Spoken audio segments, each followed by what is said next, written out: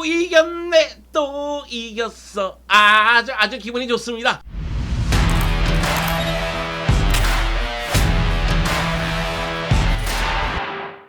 주간 꿀에 바르셀로나가 세비야 원정에서 3대0으로 승리를 거뒀습니다. 하피냐와 에릭 가르시아가 올 시즌 리그 첫 골을 기록했고요. 레반도프스키는 또 골을 넣었어요. 올 시즌 5골을 넣으면서 이 경기에서도 해결사의 면모를 유감없이 발휘했습니다. 물론 바르셀로나는 초반 20분 정도를 매우 고전했습니다. 세비야가 매우 강한 압박을 통해서 빠른 전환을 보여줬거든요. 하지만 테어 슈테겐의 선방, 그리고 덴벨레의 공격 전개, 여기에 하피냐가 선제골을 넣고, 그런 다음에 전반전에 레반도프스키가 추가골을 넣고, 후반전 시작함과 동시에 에릭 가르시아가 쐐기골을 넣음으로 인해서 아주 자연스럽게 3대0으로 승리를 거뒀습니다. 이로써 바르셀로나는 3연승을 달리게 됐죠. 첫 경기 무승부가 아쉽지만은 3연승을 달리면서 1위 레알 마드리드를 바짝 추격하고 있습니다. 레알 마드리드는 참고로 4연승을 달리고 있습니다. 자, 이 경기 세부적인 내용을 한번 살펴보겠습니다. 먼저 세비야부터 말씀드릴게요. 훌렌 로페테기 감독 위기에 처해 있습니다. 올 시즌 정말로 안 좋아요.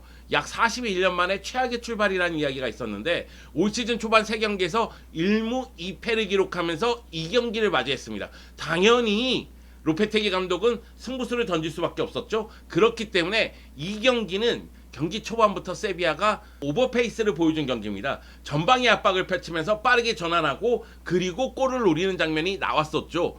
이스코가 프리롤로 움직이면서 전방 쪽에 엔네시리와 라멜라가 마치 투톱처럼 움직였습니다. 그렇기 때문에 잠시 후 사비 감독 인터뷰를 보면은 다이아 442로 나올 줄 몰랐다, 이런 식으로 이야기를 했거든요. 그런데 포메이션은 433이긴 합니다. 이스코가 좀 더 자유롭게 움직였기 때문에 다이아 442처럼 보이긴 했죠. 자, 그리고 또 한 가지, 이스코가 좁은 공간에서도 창의성을 발휘하고 테크닉을 발휘하면서 득점 기회를 만들어줄 수 있다는 게 경기 초반에 드러납니다. 그 가운데 라키티치가 슈팅했는데 테오 슈테겐이 막아냈네.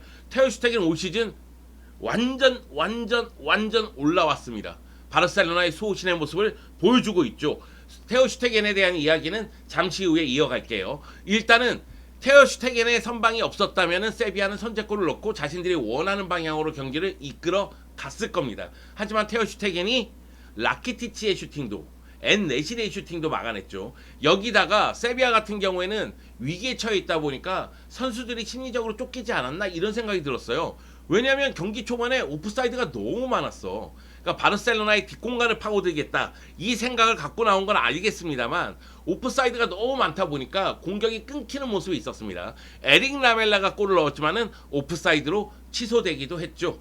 자, 결국은 결정적인 기회를 놓쳤기 때문에, 리드할 수 있는 기회를 놓쳤기 때문에 바르셀로나에게 골을 내주는 장면이 나오고, 그러면서 무너지는 장면이 나오거든요. 물론 후반전 들어서 로페테기 감독은 빠르게 전술적인 변화를 취합니다. 46분에 구델리하고 조한 조르단을 빼고 앙헬 까르모나하고 딜레이니를 투입합니다. 그러면서 백4에서 백3로 바꿉니다. 그러면서 측면 쪽의 공격을 최대한 이용하고자 노력을 하는데요. 그럼에도 불구하고 에릭 가르시아가 골을 넣음으로 인해서 이 변화는 효과를 봤다고 보긴 어렵습니다. 결국은 이후에는 로페테기 감독이 공격적으로 보강하는 방향으로 선수 교체를 단행하는데, 64분에 몬티에일이 나오고 수소가 들어가면서 백포로 다시 바꿔요.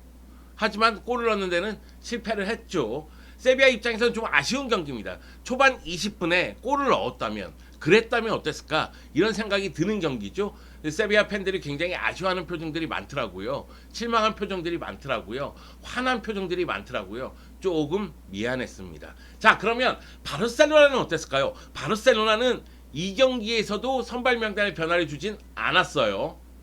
최근 분위기가 좋으니까 일단 선발 명단에 변화를 주지 않으면서 이 흐름을 이어나갈 생각을 갖고 있었던 거죠.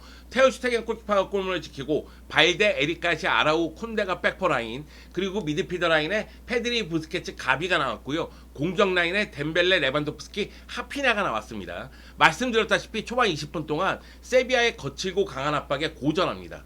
그러다 보니까 바르셀로나의 공격이 소위 얘기해서 티키타카, 트라이앵글을 그리면서 짧은 패스로 전진하는 게 아니라 조금 더 직선적인 공격으로 바뀌어요. 그러면서 덴벨레의 드리블을 이용해서 빠르게 역습을 추구하는 모습이 나옵니다. 그 가운데 21분에 가비가 볼을 끊어내고 부스케츠가 바로 덴벨레에게 패스하고 덴벨레가 들어가면서 레반도프스키에게 연결하니까 레반도프스키의 로빙 슈팅, 이것이 페르난도에게 막히니까 하피냐가 들어가면서 헤더 슈팅, 그러면서 선제골을 넣거든요. 정말로 바르셀로나가 효과적인 역습을 전개했다, 이런 생각이 드는 장면이었어요. 그리고 쿤데가 올렸을 때 가슴 트래핑 이후의 슈팅으로 골을 넣는 레반도프스키의 모습, 우리가 기다리는 해결사의 모습, 레반도프스키가 또다시 마침표를 찍었습니다. 저는 에릭 가르시아가 후반전에 넣은 골도 인상적이었어요. 하피냐가 올려주고 줄스 쿤데가 떨궈주니까 에릭 가르시아가 마무리 짓는 모습, 이게 탁탁탁 들어맞으니까 골키퍼도 그냥 쳐다볼 수밖에 없는 장면이었습니다. 자, 지금 제가 골 장면 얘기를 싹 할 때 줄스 쿤데 얘기가 여러 번 나왔죠. 줄스 쿤데가 친정팀을 상대로 도움을 2개나 기록했습니다. 물론 결정적인 득점 기회를 놓치긴 했어요. 뒷공간으로 잘 빠져들어가서 머리에 맞추긴 했는데 이것이 골문을 벗어나는 장면이 있긴 있었거든요. 하지만 줄스 쿤데는 이 경기에서도 엄청난 활약을 합니다. 이 부분에 대해서도 잠시 후에 얘기를 드릴게요. 자, 제가 경기 내용을 얘기할 때 얘기할 선수는 우스망 덴벨레예요. 우스망 덴벨레가 이 경기에서 스탯을 봤을 때는 그렇게 좋은 편은 아닙니다. 그런데 이 경기에서 중심적인 역할은 우스망 덴벨레가 했다고 봐야 돼요. 왜 그러냐면은 세비야가 라인을 올리면서 강하게 압박할 때 드리블로서 이거를 뚫고자 노력을 했거든요. 계속해서 드리블로서 끌고 다닌 거죠. 그러다 보니까 우스망 덴벨레가 효과를 보는 역습을 전개하는 장면이 나왔다는 거예요. 우스망 덴벨레의 최근 인터뷰 보니까 이야기가 굉장히 많더라고요. 일단 식단 조절한다. 그리고 물리치료사 피지컬 코치 얘기 들어서 계속해서 물리치료 받고 있고 피지컬 보강을 위해서 노력하고 있다. 그러면서 사비 감독이 오고 나서 부상이 없다, 이런 이야기를 하더라고요. 어렸을 때는 필드 위에서만 축구를 했고 필드 밖에서는 사실은 다른 운동을 하지 않았대요. 그런데 다른 운동도 필드 밖에서 하면서 전체적으로 부상이 없어지고 있다, 이런 이야기를 하더라고요. 그래가지고 바르셀로나에서 굉장히 안정감을 느끼고 행복하다는 얘기를 했을 때, 야, 이제 덴벨레 돈 가치를 하는구나, 이정료 가치를 이렇게 오랜 기간 기다려서 드디어 우리가 볼 수 있구나, 이런 생각이 들었습니다. 이 경기에서 돌격대장 역할을 우스망 덴벨레가 너무나 잘해줬다는 점. 물론 우스망 덴벨레가 그 슈팅들은 진짜 그렇습니다. 네, 여하튼 우스망 덴벨레 칭찬해.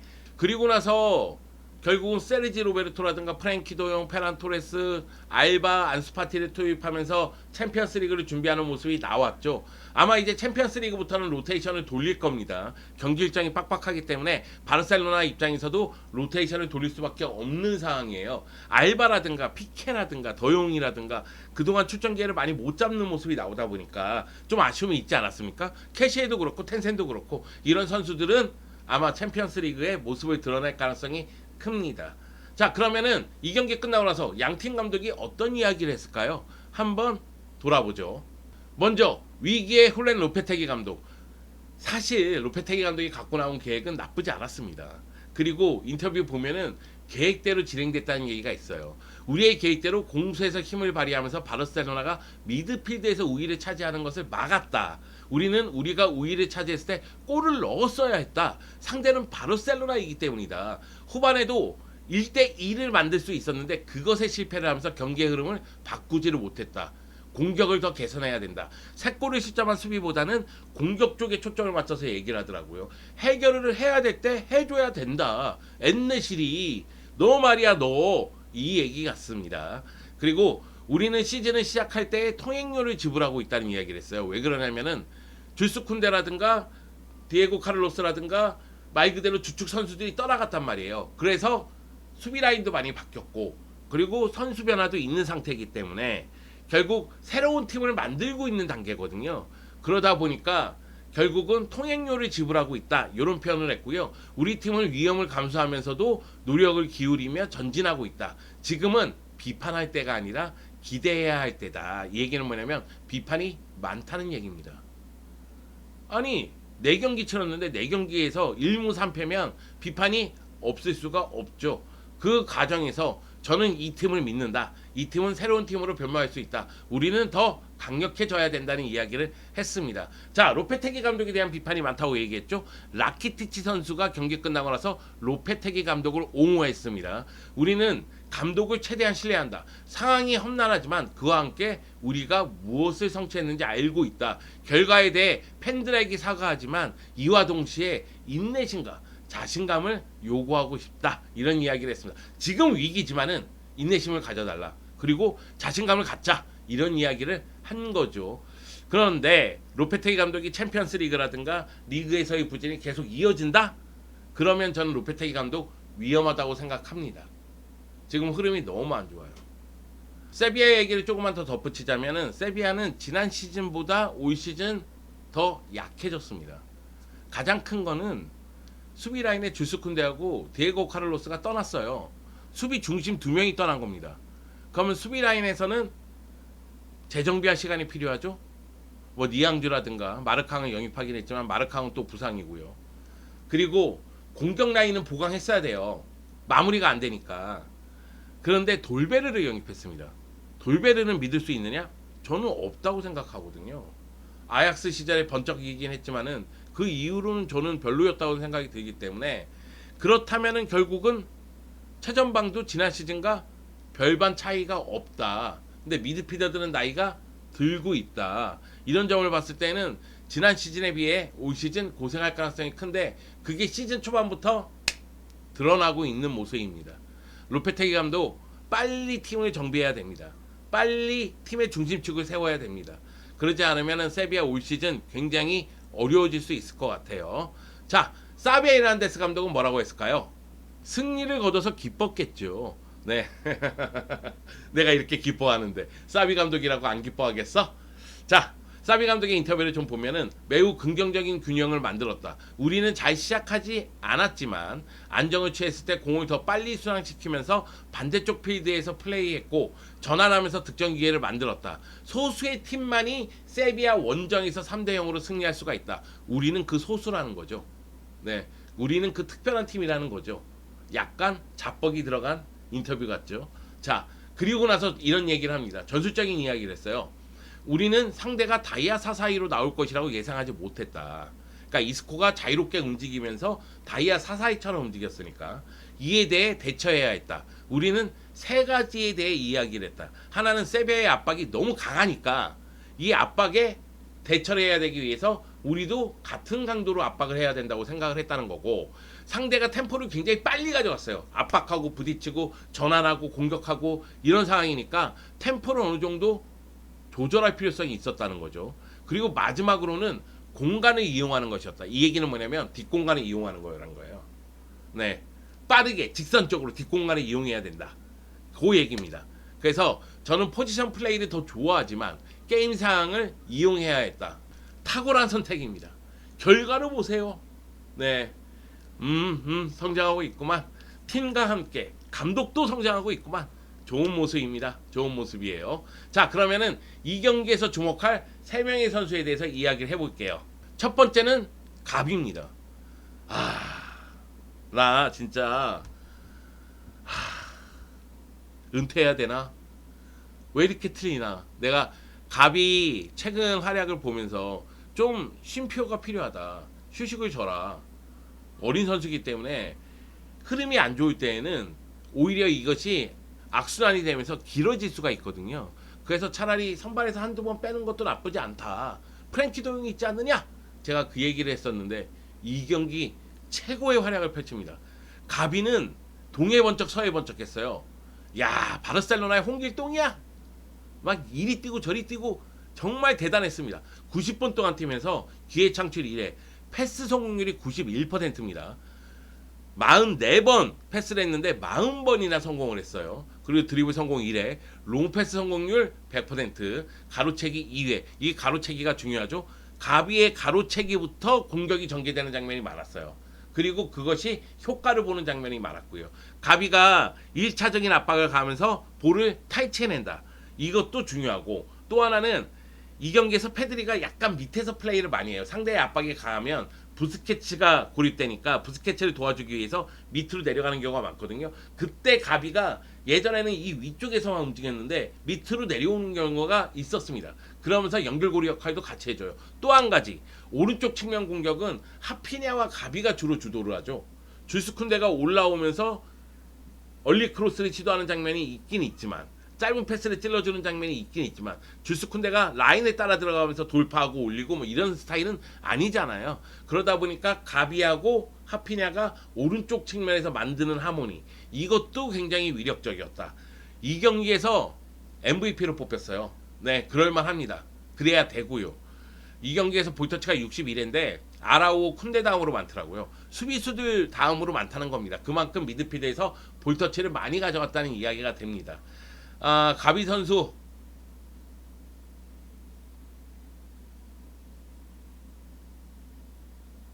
내가 좋아해. 네. 자, 그 다음에 얘기할 선수는 줄스쿤데요. 나 줄스쿤데 빠져버렸어.